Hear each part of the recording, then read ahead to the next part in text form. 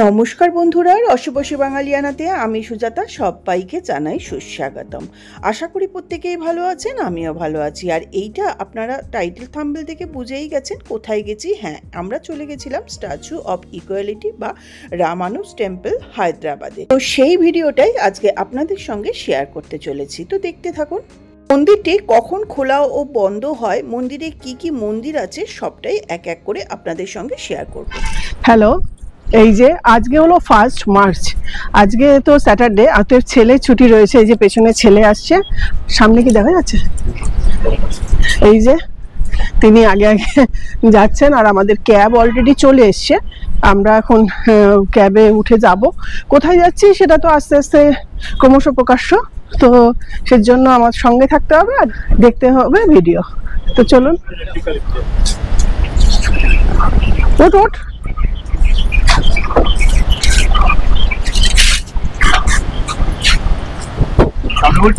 No.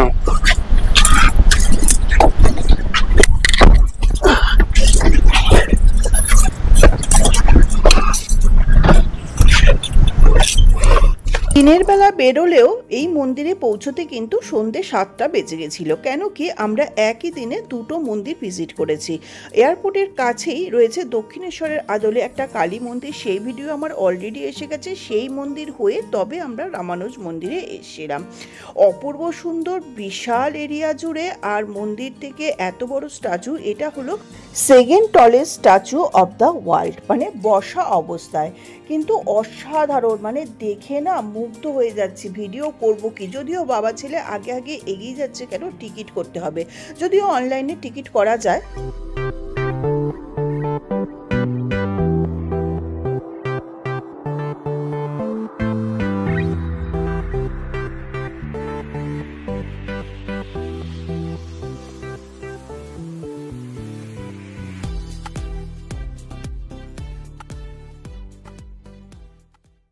সন্ধ্যে 7টা নাগাদ আমরা স্ট্যাচু অফ ইকুয়ালিটির মন্দিরের ভেতরে বা শ্রী রামানুজ আচার্যের মন্দিরের ভেতরে কিন্তু প্রবেশ করেই গেলাম। এইটা হলো পার্কিং লট, গাড়ি ও বাইক পার্কিং এর জন্য রয়েছে প্রচুর জায়গা। আমি তো এসেই গেছি স্ট্যাচু অফ ইকুয়ালিটিতে। এখন আমি ভেতরে যাই, মোবাইল তো অ্যালাউ নেই, তো ভেতরে গিয়ে মোবাইল জমা রেখে দেবো, তারপরে এসে বাইরে যে ছবি তুলবো আর এটা সম্পর্কে আপনাদের সব বলবো। হায়দ্রাবাদ বা রাজীব গান্ধী ইন্টারন্যাশনাল এয়ারপোর্ট থেকে মাত্র 15 কিলোমিটার দূরে অবস্থিত এই স্ট্যাচু অফ ইকুয়ালিটির মন্দিরটি। বিশাল বড় মন্দির। এই মন্দিরে যে বাইরের থেকে যে মূর্তিটি দেখা যাচ্ছে সেটা হলো 216 ফিট উঁচু, আর এর নিচে একটা মূর্তি আছে, সেটা হলো 120 কেজি গোল্ড দিয়ে তৈরি। রামানুজের বড় মূর্তিটি পঞ্চধাতু দিয়ে তৈরি। মন্দিরে ঢোকার প্রবেশ পথেই প্রথমেই আপনাদের সঙ্গে পরিচয় করিয়ে দিই শ্রী বজরংবলীর বা হনুমানজির। এখানে ঢুকে পরপর অনেকগুলো গেট রয়েছে, কিন্তু 7 নম্বর গেটের কাছে যে আমি দাঁড়িয়ে রয়েছি, এখান থেকে রামানুজের মূর্তিটি খুব সুন্দরভাবে দেখা যায় পরিষ্কারভাবে। তো আমি একটা ছবি তুললাম, সঙ্গে ছেলেও দাঁড়ালো, ছেলেরও ছবি তোলা হলো। সব কিছুই বাইরে, ভেতরে কিন্তু মোবাইল ক্যামেরা কোনো কিছুই অ্যালাউ নেই, সবই জমা রাখতে হবে, তবে কিন্তু কোনো এখানে চার্জ নেয় না জমা রাখার জন্য। তো আমরা 3 জনেও একটা ছবি তুললাম, যদিও এগুলো সম্পূর্ণ দর্শন করার পরেই তুলেছি। তো যাই হোক, সম্পূর্ণ মন্দিরটা রাত্রেবেলা কিন্তু অপূর্ব সুন্দর লাগে, দিনের বেলাও কিন্তু দারুণ লাগে, কিন্তু রাত্রেবেলা এত লাইট। আর এখানে দেখুন, আপনাদের চার্টটা দেখিয়ে দিচ্ছি, এখানে ভোগ প্রসাদের ব্যবস্থা আছে। এখানে 1000, 2500, 2000 সমস্ত ভোগ প্রসাদের ব্যবস্থা আছে। সেই পোস্টটা আপনারা কিন্তু পজ করে দেখে নিতে পারেন। এখানে আগে সকাল 5:30টায় খোলা হতো, কিন্তু এখন 8টার থেকে খোলা হয়, সকাল 8টা থেকে রাত 8টা। আর যদি কোনো অনুষ্ঠান অকেশন থাকে তখন সকাল 8টায় খোলা হয় আর রাত 8:30 পর্যন্ত খোলা থাকে। তো এইবার টিকিট কাউন্টারে চলে এসে ও ছেলে বাবা, সঙ্গে আমিও আছি, যদিও ওরা টিকিট কাউন্টারে দাঁড়িয়েছে, অনলাইনেই টিকিট বুক করে নিচ্ছে।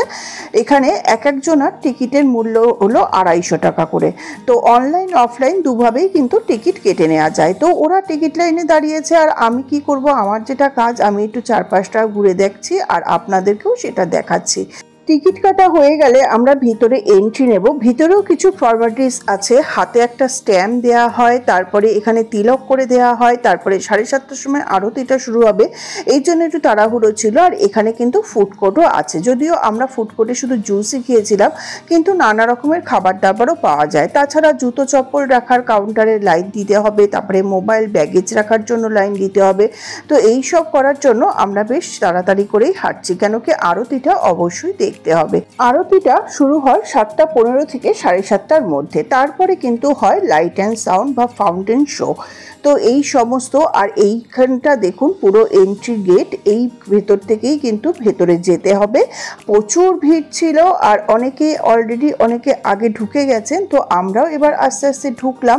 ভেতরটা কিন্তু বেশ সুন্দর। তো আস্তে আস্তে আমরা এগিয়ে চলেছি এই রামানুজ টেম্পলের ভেতরে। এই যে ছেলে এখানে যেতে রাখলো, মোবাইল টোবাইল সব রেখে দিতে হচ্ছে, কোনো কিছুই অ্যালাউ নেই।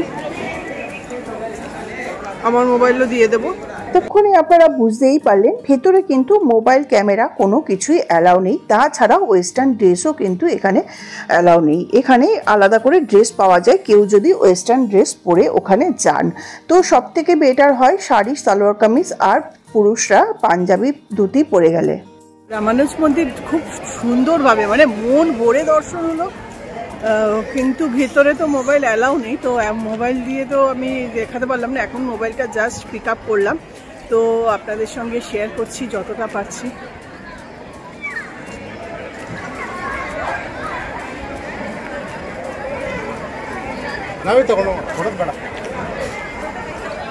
অসাধারণ অসাধারণ যাকে বলে।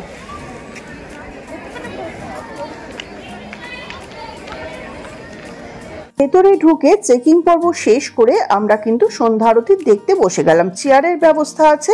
সন্ধ্যা আরতি শেষ হলে ঠিক যেখানে বসে সন্ধ্যা আরতি দেখেছিলাম তার অপোজিটে সিঁড়িতে বসে গেলাম লাইট অ্যান্ড সাউন্ড বা ফাউন্টেন শো দেখতে।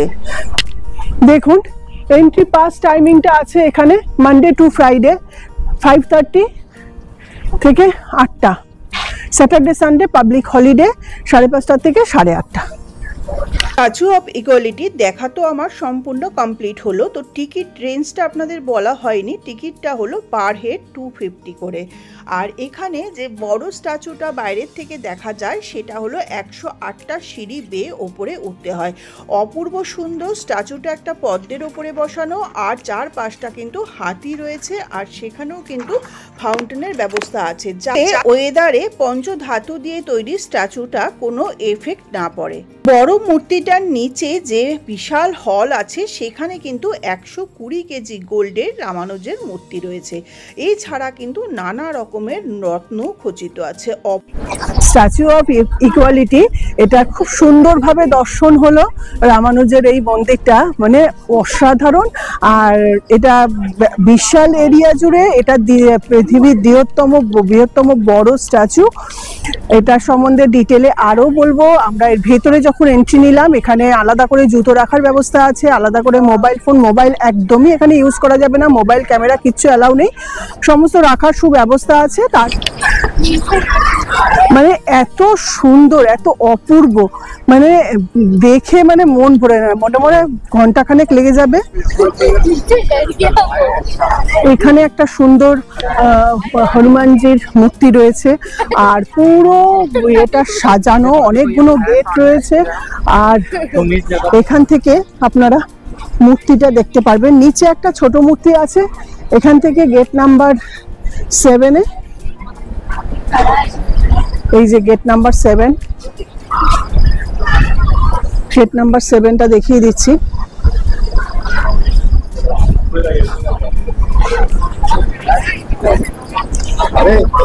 তো এটা ঘুরে দেখতে ম্যাক্সিমাম অনেকটাই সময় কিন্তু লেগে যাবে আপনাদের। আর তারপরে খুব সুন্দর সন্ধ্যা আরতি হলো। আরতিটা কিন্তু দেখার মতন, ওখানে তখন মনে হবে না যে মোবাইল ক্যামেরা কিছু থাক না, আরতি দেখা হলো। আরতি দেখার পরে হলো লাইট অ্যান্ড ফাউন্টেন শো। তারপরে আমরা একদম উপরে উঠলাম, যে এই বড় মূর্তিটা যেখানে দর্শন করা যায়। সম্পূর্ণ মূর্তিটা যে পঞ্চধাতু দিয়ে তৈরি, সেটা হলো সোনা, রূপো, তামা, জিঙ্ক ও পিতল। সেটা দেখলাম, সেটা দর্শন করলাম। তারপরে ঘুরে সম্পূর্ণ 108টা এখানে নারায়ণের মূর্তি আছে, মানে বিষ্ণু ভগবানের 108টা মন্দির আছে, সেই 108টা মন্দির দর্শন করলাম। 108টা মন্দির দর্শনের পরে তারপরে আমরা প্রসাদ পেলাম, তারপরে মোবাইল সমস্ত নিয়ে আমরা এখন বাড়ি ফেরার পথে। ভেতরে মোবাইল ক্যামেরা অ্যালাউ না থাকলেও ক্যামেরাম্যান কিন্তু আছে, তাদের দিয়ে আপনারা কিন্তু ভেতরে ছবি তুলতে পারেন, অবশ্যই পয়সা দিয়ে। আমরা বাইরে কিছু ছবি তুললাম, ভেতরেও ছবি তুলেছি, যদিও সেটা ছেলের কাছে আছে হায়দ্রাবাদে। তো এই যে বাইরের থেকে সম্পূর্ণ মূর্তিটা আর একবার আপনাদের শেয়ার করে দিচ্ছি। আর রাত হয়ে গেছে, তখন 9টা বেজে গেছে, আর আস্তে আস্তে লাইটও অফ হয়ে যাচ্ছে, কিন্তু সন্ধেবেলা কিন্তু দারুণ লাগছিল, লাইট দিয়ে সাজানো এত সুন্দর। এখানে দেখুন একজন গরুর দেবও রয়েছে, কিন্তু প্রত্যেকটা অনেক রয়েছে, সম্পূর্ণ মন্দিরটা আর বিশেষ করে দেখা হয়নি, কেন কি তখন আস্তে আস্তে লাইট সব অফ করে দিচ্ছিল। আর তাছাড়া 9টাও বেজে গেছে, রাতও হয়ে গেছে, আবার ফিরতে হবে। তো যাই হোক, এই যতটা পারলাম আপনাদের সঙ্গে শেয়ার করলাম। এরিয়াটা একবার আপনাদের সঙ্গে শেয়ার করে নিচ্ছি। বিশাল এরিয়া, যদিও পুরোটা কভার করতে পারবো না। আর এখানে কিন্তু ফুড কোর্টও আছে। আমরা অবশ্য মুসাম্বির জুসই খেলাম। তো দেখলেন তো বন্ধুরা, মানে এটা সত্যি কথা বলতে কি, মোবাইল বা ক্যামেরা না নিয়ে ভেতরে লাইভ দর্শন করা, এমনকি প্রত্যেকটা মানে লাইট অ্যান্ড ফাউন্টেন শোটা, এটা যদি আপনারা মানে না উপলব্ধি করেন, মানে ক্যামেরা যদি করেন তাহলে কনসেন্ট্রেট করতে পারবেন না, মানে একদম বিভোর হয়ে যেতে হয়। মানে এটা লাইভ শোটা যে কি অসাধারণ, এটা বলে বোঝানো যাবে না। যারা হায়দ্রাবাদ আসবেন তারা অবশ্যই একবার ভিজিট করার চেষ্টা করবেন। তো মোটামুটি আমরা এখানে 7টার সময় চলে এসেছিলাম, এখন 9:30 বাজতে যাচ্ছে। আমরা আজকে 2 জায়গায় ভিজিট করেছি, তো এখন আমরা ফিরে যাচ্ছি বাড়িতে। রামানুজ মন্দিরের ভেতরে যে 108টা বিষ্ণু মন্দির আছে, সেখানে যে পিলারগুলো আছে সেগুলো হলো ব্ল্যাক মার্বেলের, এগুলো রাজস্থান থেকে আনা হয়েছে। তাছাড়া এই মন্দিরটা শুরু হয়েছিল 2 মে 2014-এ, আর এটা উদ্বোধন হয়েছিল 2022 5 ফেব্রুয়ারি। প্রধানমন্ত্রী এই মন্দিরটা উদ্বোধন করেছিলেন। যাই হোক, এখানে 268টা মানে 268 পিলার আছে। করেছিলাম, এটা কিন্তু ডিপোজিট, মানে এই যে জুতো রাখার, এখানে রাখা যায়। আর এখানে মোবাইল ব্যাগের সমস্ত কিন্তু রাখার জন্য ভেতরে এন্ট্রি হয়ে, তারপরে এখন যদিও বন্ধ হয়ে গেছে, 9টায় বন্ধ হয়ে যায় সব। দেখুন এই ছোট ছোট দুটো বাচ্চা, ওরা হঠাৎ করে আমাকে জিজ্ঞেস করলো, মানে আমার ছেলেকে জিজ্ঞেস করলো কোন চ্যানেল। তো ওরাও বলছে যে ভিডিও দেখবে, জানি না ওরা আমার বাংলা ল্যাঙ্গুয়েজ বুঝবে কিনা, কিন্তু আমার চ্যানেলটা কিন্তু সাবস্ক্রাইব করে নিল। Thank you. হ্যাঁ, ওকে। যাই হোক, যখন আপনারা ভালোবেসে কেউ যেচে এসে চ্যানেল সাবস্ক্রাইব করেন, তখন কিন্তু ভীষণই ভালো লাগে। এখান থেকে হলো এন্ট্রিটা হয়।